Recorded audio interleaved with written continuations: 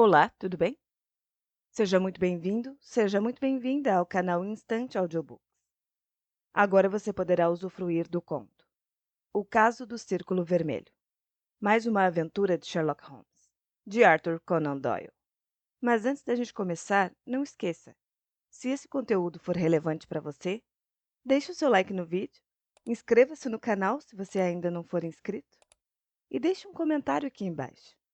Agora, se você já se inscreveu no canal, você pode apoiar este projeto, clicando aqui embaixo no botão Seja Membro ou enviando qualquer quantia através da chave Pix que está aparecendo no vídeo. Dito isso, fique agora com o conto completo.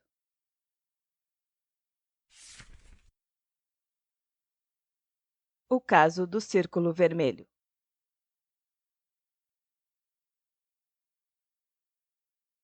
Bom, Sr. Warren. Eu não vejo por que deva se preocupar. E também não vejo por que eu deva gastar o meu valioso tempo e interferir no caso. Eu realmente tenho outras coisas com o que me ocupar. Foi exatamente assim que Sherlock Holmes falou. E depois voltou novamente a sua atenção para um grande álbum de recortes, no qual ele estava colocando em ordem parte do seu material mais recente. Mas a senhoria tinha a persistência e a esperteza do sexo feminino. Então ela se manteve firme no seu ponto de vista. Sim, eu entendo, Sr. Holmes, mas o senhor deu um jeito num caso para um de meus inquilinos no ano passado, o Sr. Ferdale Hobbs. Ah, sim, um casinho simples. Mas ele não para de falar nisso. A sua bondade, senhor, e o modo como esclareceu uma situação nebulosa. E eu me lembro das palavras dele quando eu mesmo estava envolvida em dúvidas e trevas. Eu sei que o senhor conseguiria se quisesse. Holmes era acessível por meio da lisonja. E também, justiça seja feita, pela amabilidade. E essas duas forças o fizeram deixar de lado o pincel de goma arábica com um suspiro de resignação e se recostar na cadeira. Ah, está bem, Sra. Warren. Vamos ouvir a sua história, então. A propósito, se incomoda se eu fumar? Obrigado. Watson, os fósforos. Pelo que sei, a senhora está preocupada, porque o seu novo inquilino fica trancado no quarto e a senhora não o vê.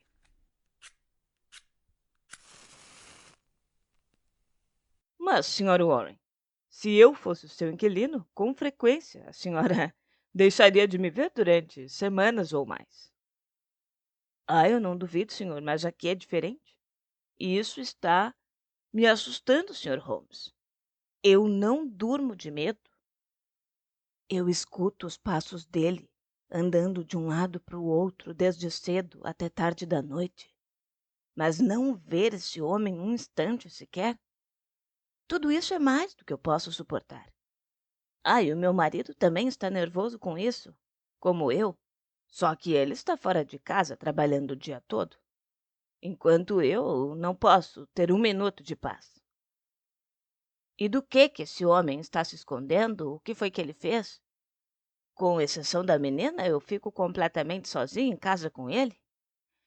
E isso é mais do que os meus nervos podem aguentar. Holmes se inclinou para a frente e tocou com os seus dedos longos e finos o ombro da mulher. Ele tinha o poder quase hipnótico de acalmar quando queria. E a expressão de medo desapareceu do rosto dela. E os gestos nervosos voltaram ao normal. Ela se sentou na cadeira que ele indicou. Muito bem. Se eu for cuidar do caso, eu preciso conhecer todos os detalhes, ele disse. Então, pense com calma, porque o menor detalhe pode ser essencial. A senhora disse que o homem chegou há mais ou menos uns 10 dias e lhe pagou uma quinzena de casa e comida? Ele perguntou as minhas condições e eu disse 50 shillings por semana. E falei também que tinha uma salinha e um quarto mobiliados no andar superior da casa. Aham, e daí? Ele me disse: Eu vou lhe pagar 5 libras por semana se aceitar as minhas condições. E o senhor sabe, eu sou uma mulher pobre, Sr. Holmes, e o meu marido ganha pouco. Então o dinheiro significa muito para mim. E ele tirou uma nota de 10 libras e ficou mostrando assim na minha cara e disse: Você pode receber a mesma quantia durante 15 dias por muito tempo se mantiver as condições. Senão, nada eu tenho a tratar com a senhora. Certo, e quais eram as condições? Bem, senhor, ele queria ter uma chave da casa, e até aí tudo bem, os inquilinos sempre a têm. E ele também deveria ser deixado inteiramente só e nunca, sob nenhum pretexto, ser perturbado. Ok, até aqui nada demais, não? Parece, senhor, mas isso está fora de qualquer lógica. Faz 2 semanas que ele está lá e nem meu marido, nem a menina, nem ninguém pôs os olhos nele desde então. Nós escutamos os passos dele andando de um lado para o outro, de noite, de manhã e de tarde. E com exceção da primeira noite, ele nunca mais saiu de casa. Ah, então ele saiu na primeira noite, certo? Sim, senhor, e voltou bem mais tarde, depois que todos nós já estávamos deitados.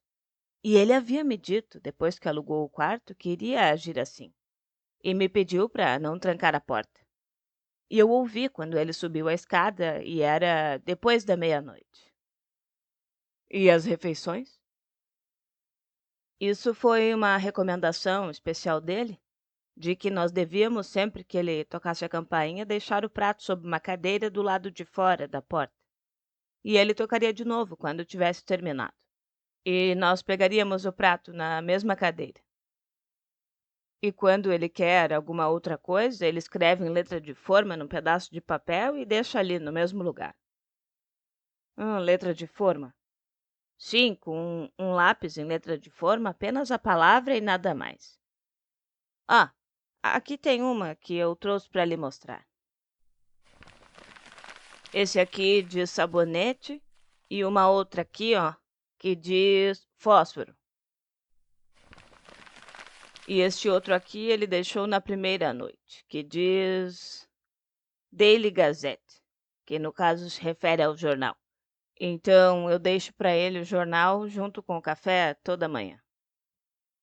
Ora, Watson, disse Holmes, olhando com grande curiosidade para as tiras de papel que a mulher tinha lhe entregado.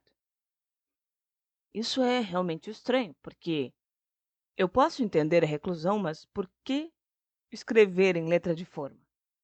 Escrever assim é mais trabalhoso, então por que não escrever normalmente?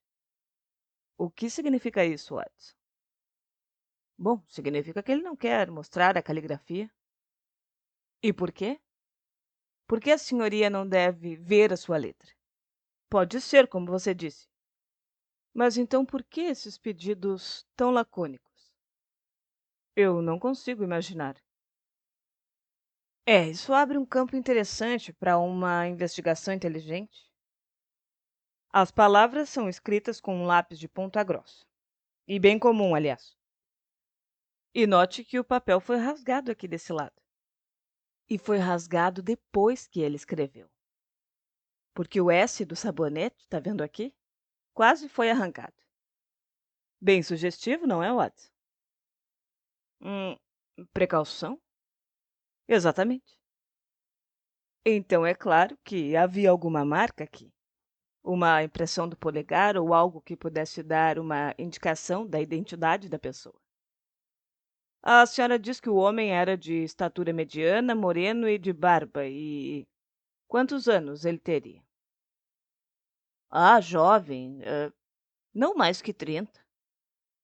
Certo, e pode me dar mais algumas informações? Ah, ele falava um inglês correto, embora eu acho que ele seja estrangeiro pelo sotaque. E estava bem vestido? Sim, muito bem vestido. Um cavalheiro, aliás. Roupas escuras, nada que pudesse dar na vista. E ele deu algum nome? Não, senhor. Recebeu cartas ou visitas? Nada. E com certeza a senhora ou a menina entram no quarto dele de manhã. Não, ele mesmo cuida do quarto. Ora, ora, isso é realmente notável. E a bagagem dele? Ele trazia uma mala marrom grande e nada mais. Bom, ao que parece, nós não temos muito material para nos ajudar. E a senhora disse que nada saiu do quarto. Mas absolutamente nada? A mulher tirou um envelope da bolsa. Do envelope, ela tirou 2 palitos de fósforo queimados e uma ponta de cigarro, colocando tudo isso sobre a mesa. Essas coisas estavam na bandeja dele hoje cedo. E eu os trouxe porque soube que o senhor tira grandes conclusões de coisas pequenas. Holmes deu de ombros. Mas não há nada aqui. Os fósforos, é claro, foram usados para acender um cigarro. E isto está claro pelo pedaço queimado aqui. Porque se gasta metade do palito para acender um cachimbo ou um charuto, mas... Caramba! Essa bituca de cigarro é realmente interessante. O cavalheiro tinha barba e bigode, não? Sim, senhor. Eu não estou entendendo essa parte. Porque eu diria que só pode ter sido fumado por alguém sem barba. E isso porque, Watson, até mesmo seu modesto bigode ficaria chamuscado.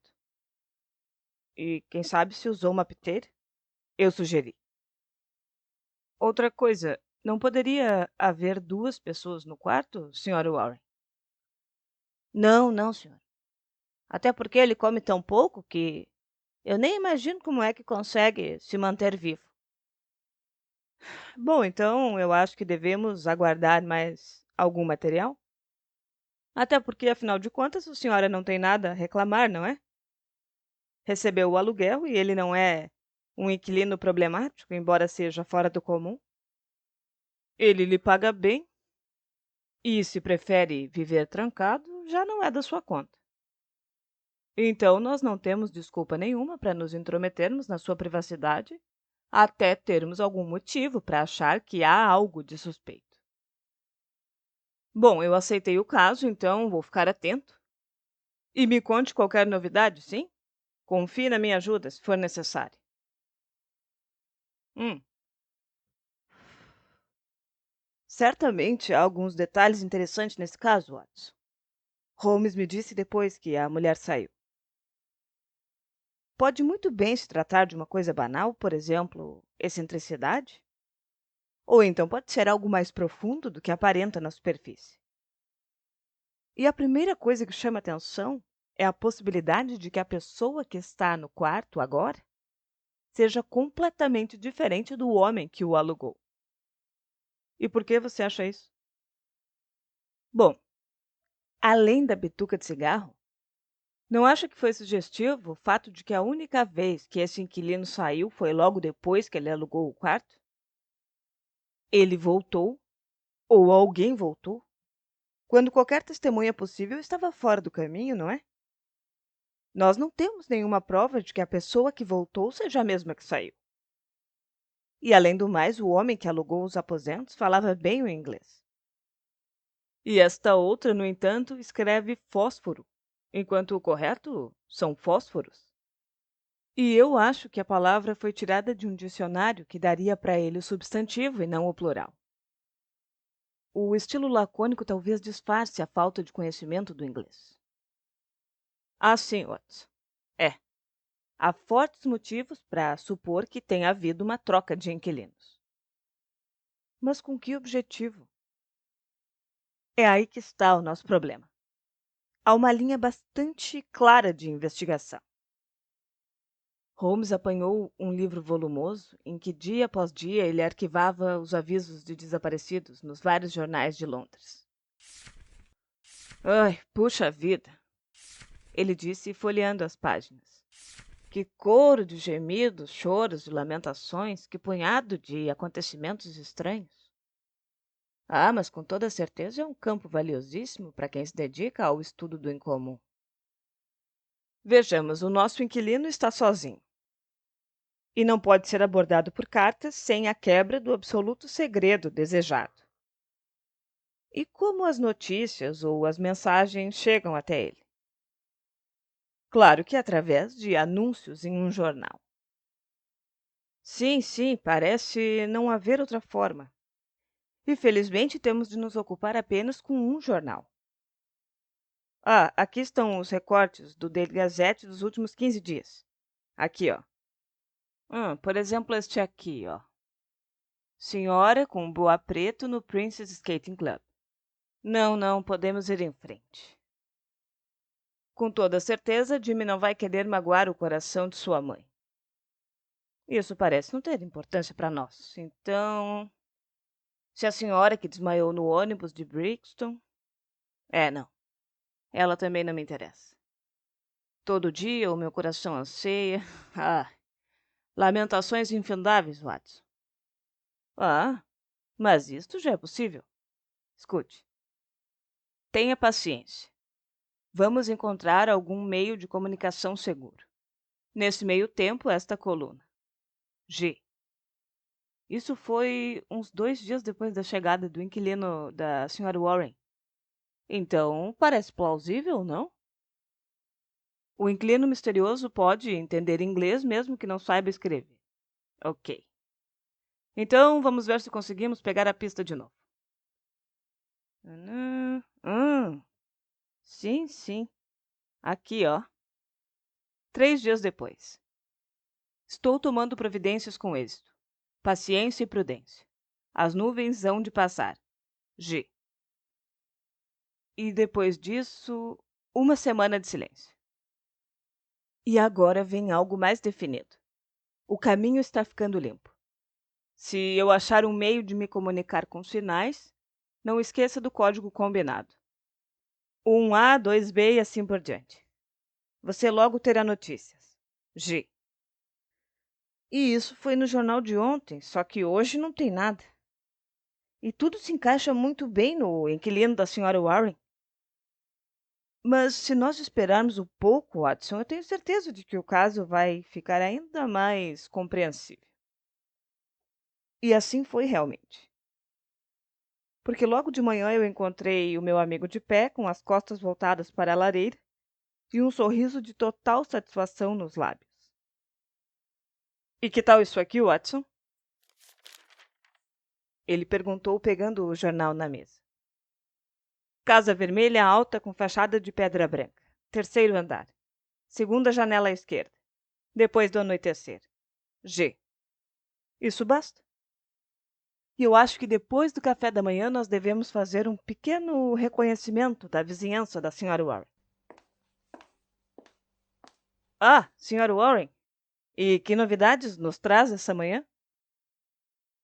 Nossa cliente tinha entrado na sala de uma forma tão violenta que demonstrava que tinha acontecido algo importante. É um caso de polícia, Sr. Holmes, ela gritou. Eu não quero mais saber disso. E ele tem que sair de lá com a bagagem. Eu até ia subir para falar com ele, só que eu resolvi ouvir primeiro o seu conselho. Mas a minha paciência está no fim. Não, isso quando acontece de baterem no meu marido por causa disso. Como é que é? Bateram no seu marido? Não, mas de qualquer forma ele foi maltratado. Mas quem fez isso? Ah, mas isso é o que nós queremos saber. E foi hoje de manhã, senhor? E o meu marido, ele é controlador de livro de ponto da firma Morton e Waylett em Tottenham Court Road. E ele sai de casa antes das 7 horas.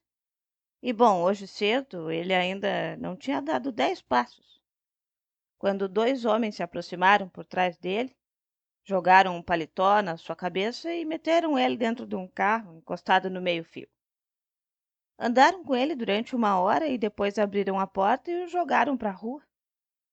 Ele ficou tão tonto na estrada que nem viu o que aconteceu com o carro. E quando ele se levantou, ele viu que estava em Hampstead Heath. Pegou um ônibus de volta para casa e está lá deitado no sofá. Enquanto eu vim aqui diretamente contar aos senhores o que aconteceu. Muito interessante, disse Holmes. E ele por acaso notou a aparência dos homens? Ouviu eles conversando? Não, não, ele está completamente tonto. Ele só sabe que foi levantado e atirado, como num passe de mágica. E que havia pelo menos 2 homens ou talvez 3. E a senhora relaciona esse ataque com o seu inquilino?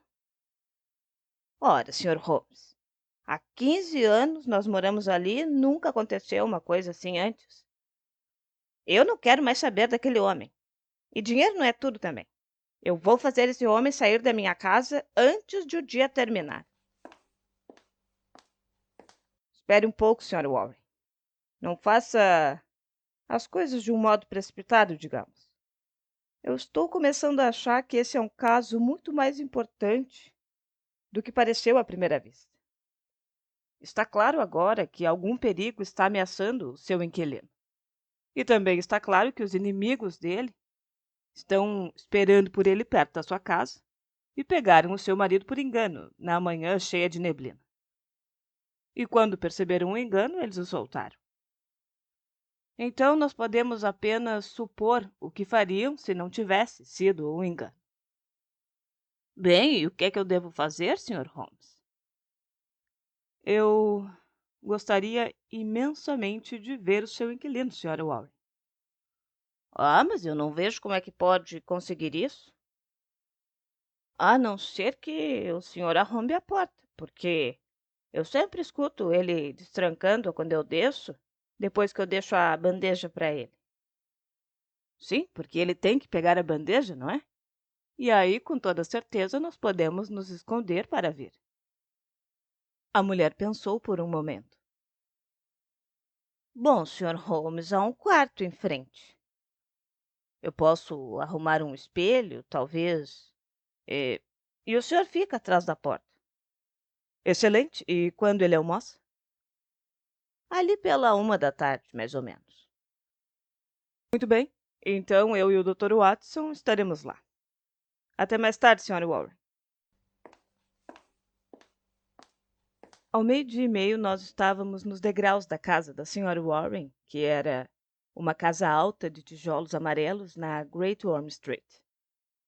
É uma ruazinha estreita a noroeste do Museu Britânico.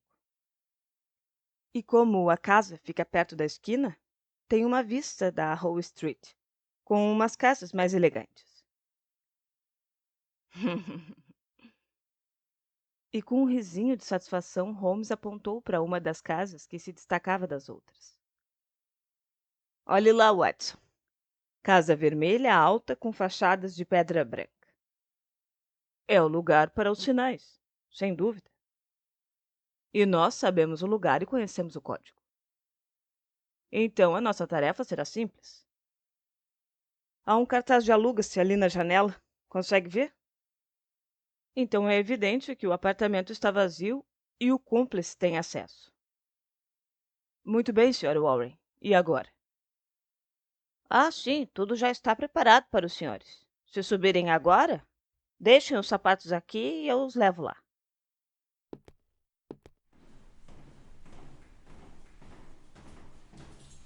Ela tinha arranjado um excelente esconderijo. O espelho tinha sido colocado de tal forma que, sentados no escuro, nós podíamos ver toda a parte da frente. E mal tínhamos nos instalado depois que a mulher saiu, quando ouvimos uma campainha tocando. O que significava que o misterioso hóspede tinha chamado. Naquele momento, a senhoria apareceu com a bandeja, colocou ela em cima da cadeira, perto da porta fechada, e foi embora, pisando forte. Espremidos no ângulo da porta, nós ficamos olhando para o espelho. E, de repente, logo depois que os passos da mulher desapareceram, nós ouvimos o ranger da porta e 2 mãos finas apareceram e pegaram o prato na cadeira. Mas logo em seguida, as mesmas mãos largaram o prato na cadeira. Só que eu vi rapidamente um rosto bonito, moreno e aterrorizado, olhando para a estreita abertura da nossa porta. Ele bateu a porta do quarto rapidamente, trancou e tudo ficou em silêncio. Holmes me puxou pela manga e nós descemos silenciosamente a escada. Nós vamos ter que voltar à noite, Sra. Warren. Holmes falou para a mulher ansiosa. Acho que nós podemos analisar melhor o caso em nossos aposentos, Watson. É? A minha suposição, como você pode ter visto, estava correta, disse Holmes sentado em sua poltrona.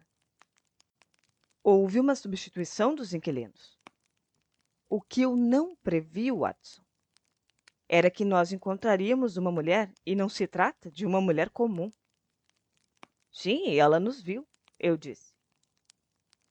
Bom, ela viu algo que a assustou, isso é evidente. Mas a sequência geral dos acontecimentos está bastante clara, não? Olha só. Um casal procura refúgio em Londres por causa de um perigo terrível e iminente.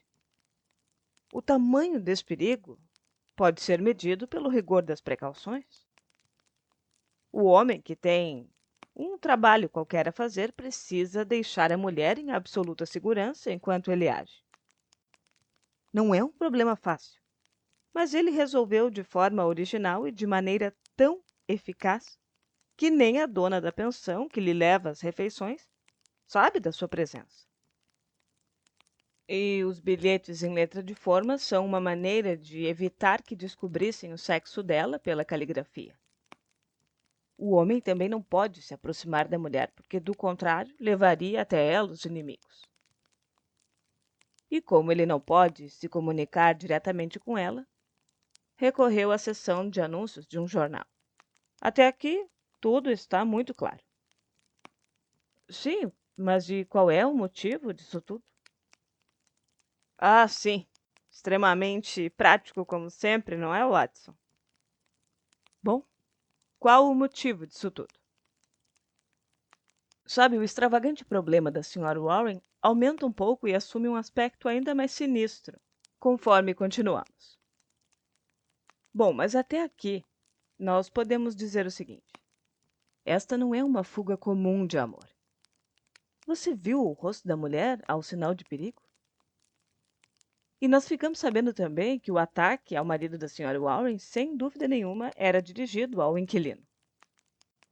E todos esses alarmes e a desesperada necessidade de segredo, tudo indica ser um caso de vida ou morte. E o ataque ao Sr. Warren mostra ainda que o inimigo, quem quer que seja, também não está a par da substituição do inquilino. É muito interessante e complexo, Watson. E por que você continua? O que tem a ganhar com isso? Sim, o quê? É o amor pela arte, Watson. E eu acho que você, quando se formou em medicina, muitas vezes cuidou de doenças sem pensar em pagamento, não? Por enriquecimento dos meus conhecimentos, Holmes. Pois essa formação nunca acaba, Watson. É uma sequência de ligações e a seguinte ainda é mais interessante. Aqui nós temos um caso instrutivo. Não há nem dinheiro nem mérito nele, mas mesmo assim a gente quer esclarecer. E quando anoitecer, nós estaremos no estágio mais avançado das nossas investigações. Quando nós voltamos para a casa da Sra. Warren, a tristeza da noite de inverno de Londres tinha se transformado numa espessa neblina cinza, envolvendo tudo na monotonia de sua cor, que era quebrada somente pelos retângulos amarelos e vivos das janelas iluminadas. E olhando pela janela já dentro da casa, nós vimos uma luz mais tênue brilhando no alto, no meio da escuridão da noite. Alguém está andando pelo quarto, sussurrou Holmes com o rosto atento e magro encostado na vidraça. Sim, sim, eu estou vendo a sombra dele. Aham, lá está ele de novo. Tem uma vela na mão e agora está olhando para fora. Ele quer ter a certeza de que ela está atenta. Olha, começou a sinalizar agora. Pegue a mensagem você também, Watson, que aí depois a gente pode conferir um com o outro. Ah, foi apenas um sinal. Então isso é a letra A, com toda certeza. Olha lá, de novo. Quanto você contou? 20? Ah, eu também. Isso deve ser um T. Então significa AT. Bastante compreensível. Ó, outro T. Certamente é o começo da segunda palavra. Agora, TNTA. Ponto. Será que é tudo, Watson? Atenta? Mas não significa nada. Com 2 T's ainda? Mas nem se dividíssemos em 3 palavras. ATTNTA. A não ser que TA sejam as iniciais de um nome. Olha, olha, lá está ele de novo. E o que é que ele disse? ATT. Ora, mas é a mesma palavra de novo. Curioso, Watson, muito curioso. Recomeçou. AT. Ora, repetindo pela terceira vez. Atenta com 2 T 3 vezes? E quantas vezes ele vai repetir? Ah, não, parece que terminou. Ele saiu da janela. E o que é que você acha, Watson? É uma mensagem em código, Holmes. De repente, o meu companheiro soltou uma risada de compreensão. Ai, ai, e não é um código difícil, Watson? Sim, claro, é em italiano. E o A significa que é dirigido a uma mulher. Então, o que ele disse é: cuidado, cuidado, cuidado. E então, Watson? Eu acho que você acertou mesmo. Sem dúvida. É uma mensagem muito urgente, repetida 3 vezes para enfatizar isso. Mas cuidado com o quê? Espere um pouco, ele está voltando para a janela. Nós vimos de novo a silhueta do homem agachado e o movimento da pequena luz pela janela quando recomeçou com os sinais. Os sinais foram mais rápidos do que antes. Tão rápidos que era difícil de acompanhar. Espera aí. P-E... Pericolo. Perículo? Hã? E o que é, Watson? Perigo, não? Sim, por Deus, é um sinal de perigo. Olha lá vai ele de novo. Peri... Ora, mas que diabo! A luz sumiu de repente. E a figura desapareceu da janela. E o terceiro andar formava um quadro escuro no alto do prédio em comparação com as vidraças iluminadas. O último sinal de aviso tinha sido cortado de repente. Mas como e por quem? E o mesmo pensamento ocorreu a nós dois. Então Holmes se levantou de um salto do lugar onde estava agachado perto da janela. Isso é grave, Watson, porque tem alguma crueldade acontecendo por lá. Por que essa mensagem pararia assim? Eu preciso pôr a Scotland Yard nesse caso. E mesmo assim é muito urgente para que nós abandonemos o... Tá, então eu devo chamar a polícia. Antes nós precisamos definir um pouco melhor essa situação. Porque pode também ter uma interpretação mais inocente, entende? Vamos, Watson, vamos agir e ver o que podemos fazer. Enquanto nós seguíamos rapidamente pela Hove Street, eu olhei para a casa de onde tínhamos acabado de sair. E lá, destacada na janela superior, eu pude ver a sombra de uma cabeça. Uma cabeça de mulher, perscrutando tensa e rígida a noite lá fora, esperando com ansiedade o reinício da mensagem interrompida. Um homem usando um cachecol e um sobretudo estava encostado à porta do prédio de apartamentos. Holmes! Ele exclamou assim que aparecemos. Ora, ora, Gregson! Disse o meu amigo apertando a mão do detetive da Scotland Yard. Os amantes sempre se encontram no fim da viagem, não é? E o que é que faz aqui? Eu espero que sejam os mesmos motivos que trazem você também, disse Gregson. Eu não imagino como você entrou neste caso. Fios diferentes, mas que levam à mesma meada, não é? Eu estava ali observando os sinais. Sinais? Sim, daquela janela, só que foram interrompidos. Então nós viemos até aqui ver o motivo. Mas já que o caso está em suas mãos, eu não vejo motivo para continuar. Não, peraí, espera um pouco, exclamou Gregson ansioso. E também eu vou ser honesto com o senhor, porque eu nunca estive num caso em que não me sentisse mais seguro tendo você do meu lado. E outra coisa, existe apenas uma saída destes apartamentos. Portanto, nós o pegamos. E quem é ele? Bem, bem, quer dizer que passamos na sua frente pelo menos uma vez, Holmes. Então deve nos considerar melhor desta vez.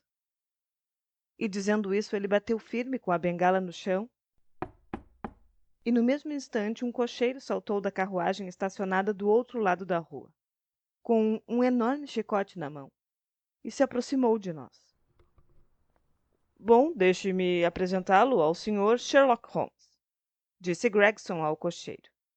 E este é o Sr. Leverton, da agência americana de Pinkerton. O herói do mistério da caverna de Long Island, perguntou Sherlock Holmes. É um prazer conhecê-lo, senhor. O americano, que era um jovem tranquilo, com um ar eficiente, rosto comprido e bem barbeado, ficou vermelho com o elogio. Eu estou no maior caso da minha vida agora, Sr. Holmes. E se eu puder pegar Gordiano...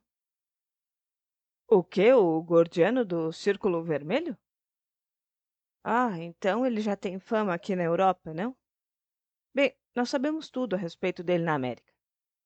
Sabemos que está metido em 50 assassinatos, só que ainda assim não temos nada de concreto para poder prendê-lo.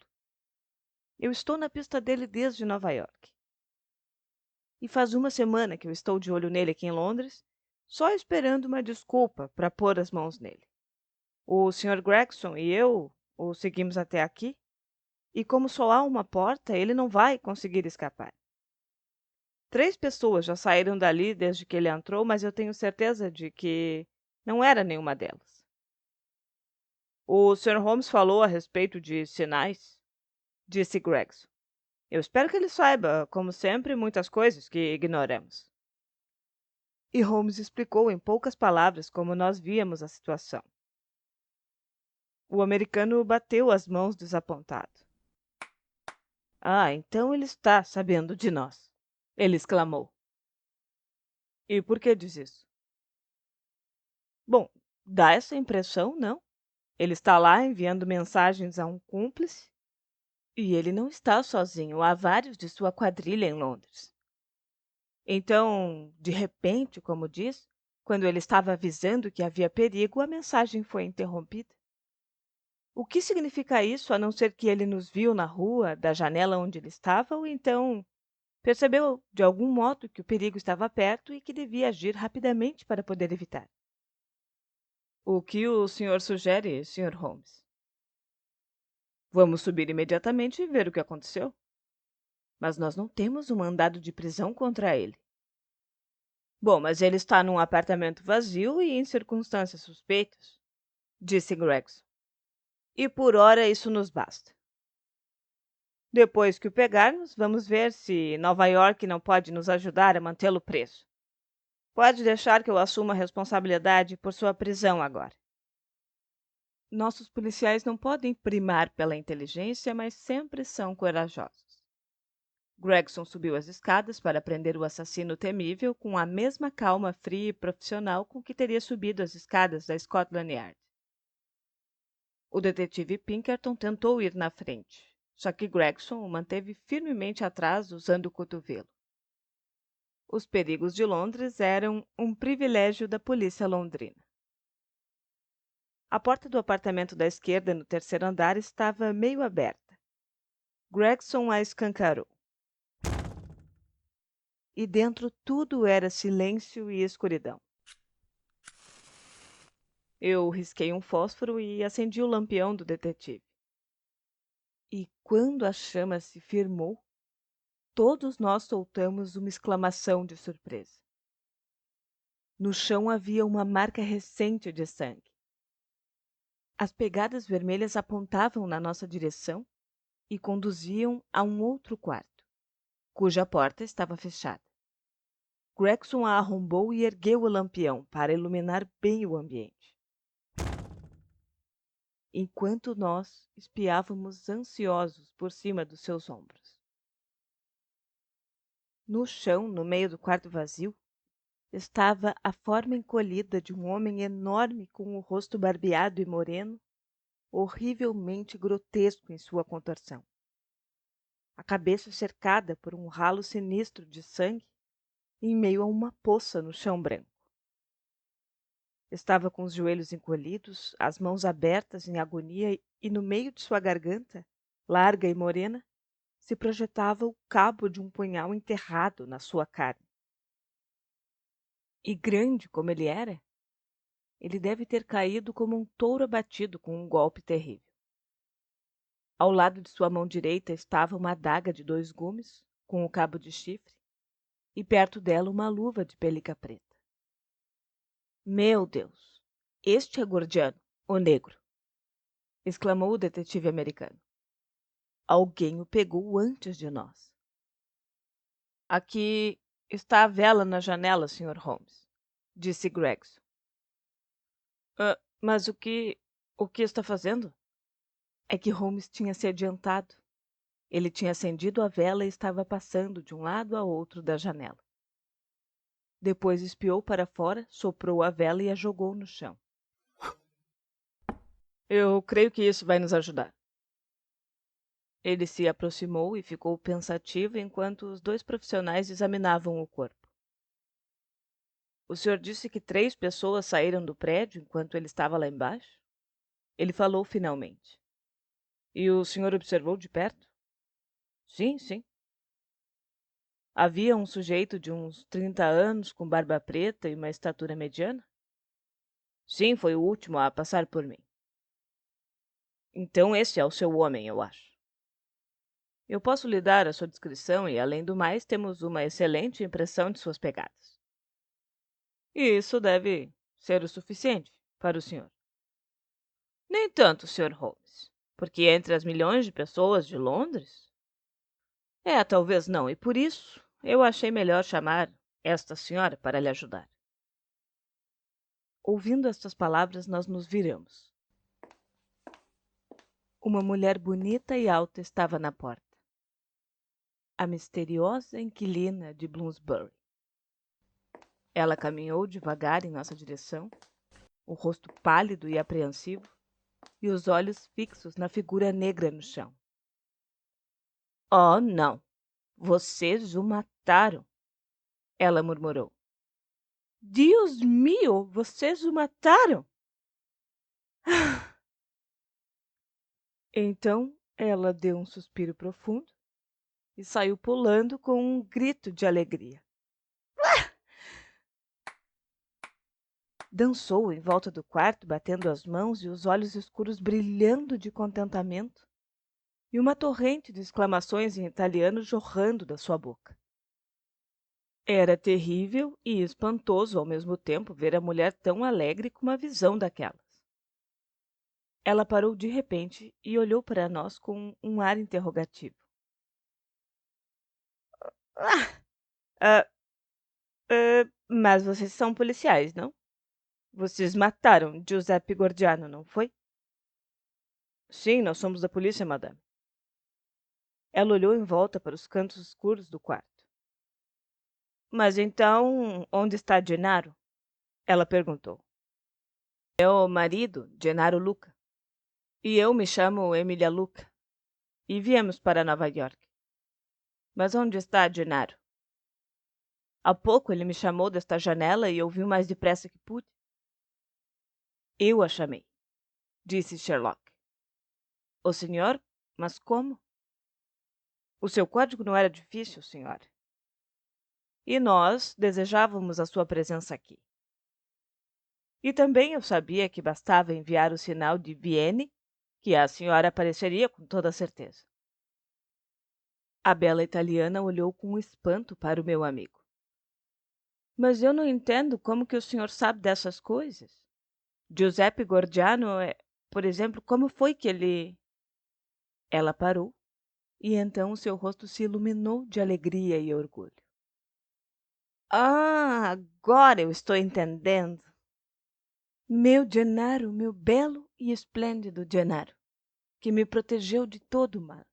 E ele fez isso com a sua própria mão forte e matou o monstro. Oh, Gennaro, maravilhoso Gennaro! Que mulher pode ser digna de um homem assim? Bem, senhora Luca, disse o prosaico Gregson, pondo a mão na manga da mulher tão friamente como se ela fosse uma desocupada de Notting Hill. Eu ainda não sei o que a senhora é e nem quem é, mas já disse o suficiente para que a levemos até a Scotland Yard. Só um momento, Gregson. Eu acredito que esta senhora deve estar tão ansiosa para nos dar informações quanto nós para ouvi-las, disse Holmes. E a senhora sabe, madame, que o seu marido será preso e julgado pelo assassinato deste homem aqui? E o que disser pode ser usado contra vocês? Mas se acha que o seu marido agiu por motivos que não são criminosos e que ele quer que saibamos, então o melhor que a senhora poderá fazer para ajudá-lo será nos contar a história. Bom, agora que Gordiano está morto, nada mais nos assusta, ela disse. Ele era um demônio, um monstro, e não existe um juízo em todo o mundo que puniria meu marido por tê-lo matado. Bom, neste caso, disse Holmes, eu sugiro que fechemos a porta e deixemos tudo do modo como encontramos. E vamos até o quarto desta mulher para que possamos tirar a nossa conclusão depois de ouvirmos tudo que ela tem a nos dizer.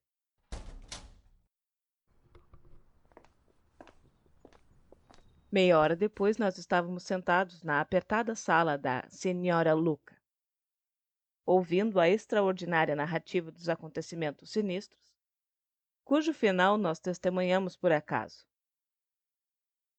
Ela falava um inglês rápido e fluente, mas não muito correto, e que, em nome da clareza, eu irei corrigir. Eu nasci em Posillipo, que é perto de Nápoles, ela disse. E meu pai se chamava Augusto Barelli e era decano dos advogados. E nessa ocasião ele era também deputado daquela região, e Gennaro era empregado do meu pai.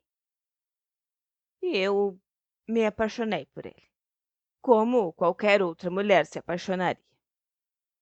Ele não tinha dinheiro nem posição, nada a não ser beleza, força e energia.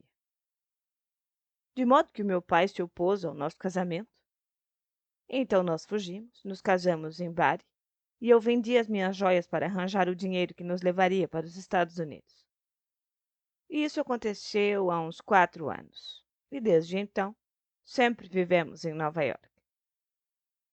E no início nós tivemos muita sorte. Uma vez Gennaro prestou um favor a um senhor italiano e ele o livrou de alguns malfeitores num lugar chamado Bovary e conseguiu assim um amigo poderoso. Esse senhor era Tito Castalotti, sócio majoritário da grande firma Castalotti e Zamba, os principais importadores de frutas de Nova York. E o senhor Zamba é paralítico, não sei se você sabe, e o nosso novo amigo Castalotti tinha amplos poderes na firma, que empregava mais de 300 pessoas. Então ele levou meu marido para trabalhar com ele e fez dele chefe de um departamento. E também lhe mostrou toda a sua boa vontade em todos os sentidos. O senhor Castalotti era um solteirão e eu acho que considerava Gennaro como seu próprio filho. E nós, meu marido e eu, gostávamos dele como se fosse o nosso pai. Nós havíamos alugado e mobiliado uma casinha no Brooklyn e o nosso futuro parecia garantido, quando apareceu aquela nuvem negra que em breve iria escurecer o nosso céu. E uma noite, ao voltar do trabalho, Gennaro trouxe um compatriota com ele. Seu nome era Gordiano e também tinha vindo de Posillipo.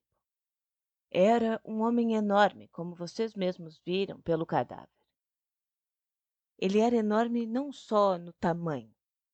Tudo nele era grotesco, gigantesco e aterrorizante. A voz parecia um trovão dentro da nossa casa pequena. e mal havia espaço para os seus braços e gestos enormes quando ele falava. Sabe, tudo nele era exagerado e monstruoso. Suas ideias, suas emoções e suas paixões. E ele falava, ou melhor, ele rugia, com tamanha energia que as outras pessoas só conseguiam ficar sentadas ouvindo, amedrontadas diante daquela poderosa torrente de palavras. Quando ele olhava para alguém, os olhos se fixavam como fogo numa pessoa e a dominavam. Ele era um homem terrível e extraordinário ao mesmo tempo. Mas graças a Deus está morto. E ele voltou muitas vezes à nossa casa, mas eu percebia que Gennaro ficava infeliz na presença dele, assim como eu. Meu pobre marido ficava sentado, pálido e quieto, ouvindo infindáveis discursos sobre questões políticas e sociais, o prato favorito do nosso visitante. Gennaro não dizia nada, mas eu, que o conhecia bem, via a angústia no seu rosto, coisa que eu nunca tinha visto antes. No início eu achei que se tratava de uma versão, mas pouco a pouco eu compreendi que era algo mais do que isso. Era medo, um medo profundo, secreto e intenso. E naquela noite, na noite em que percebi o medo dele, eu o abracei e implorei pelo amor que ele tinha por mim e por tudo que lhe era caro, que não me escondesse nada e que me dissesse por qual razão aquele homem imenso tinha tanto domínio sobre ele. Gennaro me contou e o meu coração ficou gelado enquanto eu ouvia. O meu pobre Gennaro, na sua juventude livre e ousada, quando o mundo inteiro parecia estar contra ele, e ele quase enlouqueceu por causa das injustiças da vida, ele se filiou a uma sociedade napolitana, o Círculo Vermelho, aliada aos antigos carbonários. Os juramentos e segredos dessa irmandade eram terríveis, mas depois de entrar não era mais possível escapar. E quando nós fugimos para a América, Gennaro pensou que tinha se livrado dela para sempre. Não imaginem o seu horror certa noite, quando ele se encontrou na rua com o homem que o tinha iniciado em Nápoles, o gigante Gordiano. Um homem que, inclusive, recebeu o apelido de Morte no sul da Itália porque tinha não sei quantas mortes nas costas. Ele foi para Nova York fugindo da polícia italiana e já tinha instalado uma filial da terrível sociedade nesse novo país. E Gennaro me contou tudo isso e inclusive me mostrou uma carta que tinha recebido naquele dia, com um círculo vermelho desenhado no alto, informando que haveria uma reunião num determinado dia e que a presença dele não era apenas solicitada, mas exigida. Isso tudo já era bastante ruim, só que o pior ainda estava por vir. Eu tinha notado que quando o Gordiano vinha à nossa casa, o que ele fazia com frequência à noite, conversava muito comigo. E mesmo quando suas palavras eram dirigidas a Gennaro, os seus olhos terríveis e brilhantes e selvagens estavam sempre fixos em mim. E então, uma noite, ele se revelou. Eu havia despertado nele aquilo que se chama de amor. Amor de um selvagem, de um bruto. E Gennaro ainda não tinha chegado quando ele entrou. Ele avançou e me enlaçou nos braços fortes dele, me apertou assim feito um urso, me cobriu de beijos e me implorou para ir com ele. Eu estava lutando e gritando quando Gennaro entrou e o atacou. Gordiano o deixou sem sentidos e fugiu dali e nunca mais voltou. E naquela noite nós havíamos feito um inimigo mortal. E alguns dias depois houve a tal reunião e Gennaro voltou com uma expressão que me dizia que algo terrível tinha acontecido. Era pior do que podíamos imaginar. Os fundos da sociedade eram obtidos por meio de chantagem contra italianos ricos e ameaças de violência, se eles recusassem a dar o dinheiro. E Castalote, o nosso benfeitor e amigo, tinha sido abordado e se recusado a se submeter às ameaças, levando tudo ao conhecimento das autoridades. Então decidiram que ele teria que ser transformado num exemplo para evitar que outros também se rebelassem. E na reunião ficou decidido que ele e a casa deveriam ir pelos ares, com o uso de dinamite. Houve um sorteio para ver quem executaria esse plano, e Gennaro viu o rosto cruel do nosso inimigo sorrindo para ele quando enfiou a mão no vaso, na hora do sorteio. E não há dúvida de que a coisa toda tinha sido de algum modo preparada antes, sabem? Porque o disco fatal com o círculo vermelho saiu na sua mão. Ou seja, ele era o mandado do crime. Ele tinha que matar o seu melhor amigo. Ou então ficaria exposto, e eu também, à vingança dos seus camaradas. Fazia parte daquele sistema infernal punir aqueles que temiam ou odiavam não só as próprias pessoas, como também suas famílias. E sabendo disso, Gennaro ficou quase louco de apreensão. E durante aquela noite inteira nós ficamos sentados, abraçados, um dando força para o outro, para enfrentar as dificuldades que tínhamos pela frente. E o tal atentado deveria acontecer na noite seguinte. E ao meio-dia, meu marido e eu estávamos a caminho de Londres. Mas, é claro, não sem antes avisar o nosso benfeitor do perigo. E também deixando informações à polícia para proteger a vida dele no futuro. Bom, e é isso. O resto os senhores já sabem. Nós tínhamos certeza de que nossos inimigos ficariam atrás de nós como sombras. Gordiano tinha motivos pessoais para a vingança dele, mas de qualquer modo sabíamos como ele poderia ser impiedoso, esperto e incansável. E tanto a Itália como a América estão repletas de histórias de seu terrível poder. E se ele tivesse que colocar o seu plano em ação, seria agora. O meu marido deu um jeito de me arranjar um esconderijo nos poucos dias que tínhamos de vantagem na fuga, para que eu não ficasse exposta a nenhum perigo. E ele, por sua vez, queria estar livre para entrar em contato tanto com a polícia italiana como com a polícia americana. E eu mesma não sei onde ele morava e nem como. Tudo o que eu sabia era através das páginas de um jornal. E uma vez, quando eu olhei pela janela, eu vi 2 italianos vigiando a casa. E foi aí que eu soube que Giorgiano, de alguma forma, tinha descoberto o nosso esconderijo. Finalmente, Gennaro me falou pelo jornal que enviaria sinais de uma determinada janela. Só que quando esses sinais vieram, nada mais eram do que avisos de alerta que foram subitamente interrompidos. Mas agora está claro para mim que Gennaro sabia que Gordiano estava por perto. E graças a Deus meu marido estava preparado quando o outro chegou. E agora, senhores, eu lhes pergunto se temos algo a temer da lei, ou se algum juiz no mundo iria condenar o meu marido pelo que ele fez. Bem, Sr. Gregson, disse o americano encarando o policial. Eu não sei qual o ponto de vista da lei britânica a respeito disso, mas eu acredito que em Nova York o marido dessa senhora vai receber um voto de agradecimento geral. Bom, ela vai ter que vir comigo para falar com o chefe, respondeu Gregson. Se o que disse for comprovado, eu creio que ela e o marido não têm muito a temer. Mas o que eu não entendo, Sr. Holmes, é como diabo o senhor entrou nessa história. Cultura, Gregson. Cultura. Ainda procurando conhecimento na velha universidade. Bem, Watson, aí você tem mais um exemplo do trágico e do grotesco para acrescentar à sua coleção. Ah, a propósito, ainda não são 8 horas, não é?